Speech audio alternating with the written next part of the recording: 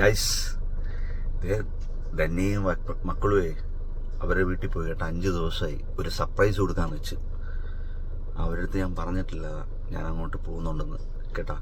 Okay guys, see you updates. ഹസ്നയുടെ favourite സാധനം ഒരെണ്ണം എടുത്ത് സർപ്രൈസ് കൊടുക്കാൻ പോവാ. 5 ദിവസം ഹർജീത്തിന്, ഹർദേവിന്, ഹസ്നയ്ക്ക് ധന്യയ്ക്ക് അതുപോലെ ഹർജീത്തിന് ഇഷ്ടപ്പെട്ട സ്പ്രിങ്കിൾസ് 2 വാങ്ങിക്കാം. 89 രൂപ. ഹസ്ന മോള് പള്ളു പറയും, എന്നാലും ഒരു 2 മതി. എന്നാലേ പ്രവാസികളൊക്കെ നമ്മൾ സമ്മതിച്ചു തരണം.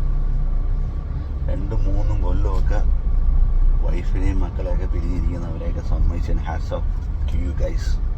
ഞാനൊരു 5 ദിവസം പോലും ആയില്ല ഏതാ മാറി നിന്നിട്ട്. നമുക്കാണെങ്കിൽ അങ്ങ് ചെന്ന് വിളിച്ചോളാൻ പോയി. അപ്പം നമ്മുടെ ബിസിനസ്സിൻ്റെ തിരക്ക് കാരണമോ ഇവരെ സ്ഥലത്തോട്ട് പോകാൻ പറ്റാത്തത്. ഓക്കെ ഗൈസ്, അവിടെ പോയിട്ട് ഞാൻ അപ്ഡേറ്റ് ചെയ്യാം. വണ്ടി ഓടിക്കാൻ പറ്റത്തില്ല, ബ്ലോഗും ചെയ്ത് വണ്ടി ഓടിക്കാൻ പറ്റത്തില്ല. അപ്പം ഞാൻ അവിടെ ചെന്നിട്ട് ധന്യയുടെ വീട് എത്താറായി.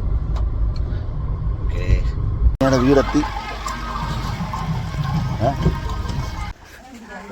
എന്റെ സർപ്രൈസ് ആയിട്ട് കണ്ടു ആ പിണങ്ങി അകത്തോട്ട് പോയി.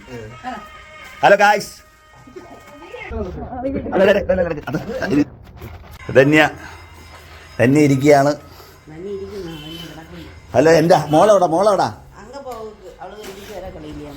മോള്